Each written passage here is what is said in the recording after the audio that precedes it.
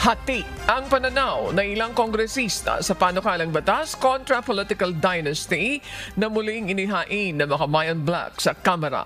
Nilalayon ng House Bill No. 209 na ipatupad ang probisyon ng 1987 Constitution para tiyakin ang pantay na akses sa serbisyo publiko at tuluyang pagbawalan ang political dynasties. Ayon kay Representative Jude Asidre ng Tingog Party List, hindi political dynasties ang problema kundi ang mababang political participation sa bansa. Samantala, tiniyak na ilang mababatas mula sa political families na pag-aaralan at dadaan sa deliberasyon ang panukala.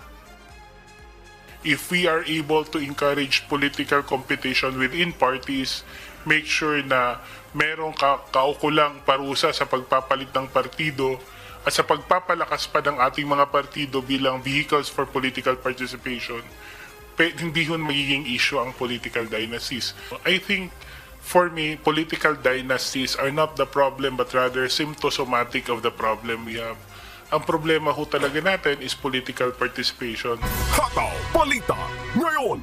Maniing itinanggi ni Charlie Atong-Ang ang mga akusasyon ni Julie Dondon Patidongan o alias Totoy kaugnay sa pagkawala ng mga sabungero. Giit ni Ang, wala siyang kinalaman sa kaso at siya ay biktima ng pangingikil na umabot sa mahalagang 300 million pesos. Nagsampa na si Ang ng reklamo laban kina Patidongan at alias Brown sa Mandaluyong Prosecutor's Office dahil sa tangkang pangingikil at pagbabanta laban sa kanya. Ayon sa kanyang abogado na si Attorney Lorna Kapunan, si Patidongan ang pangunahing akusado sa kaso kaya't hindi ito kwalipikado bilang state witness.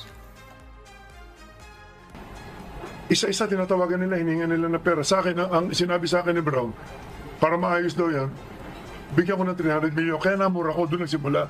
As early as February, bago siya mag-file, bago siya gumawa ng affidavit. May mga may telephone call kami dito.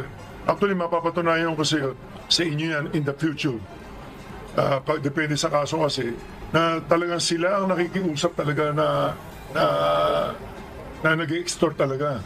Namura ko si Brown dahil hinihingan ako ng 300 million para ibigay daw. Para wag daw ko idamay doon sa kaso nila. Kasi sila ang may kaso, hindi naman ako eh. Hataw Balita ngayon! Kinumpirma ni Justice Secretary Crispin Remulla na kabilang sina Charlie Atong-Ang at aktres na si Gretchen Barreto sa mga iimbestigahan kaugnay sa kaso ng nawawalang sabungero. Ayon kay Remulla, isinama ang dalawa sa case build-up matapos pangalanan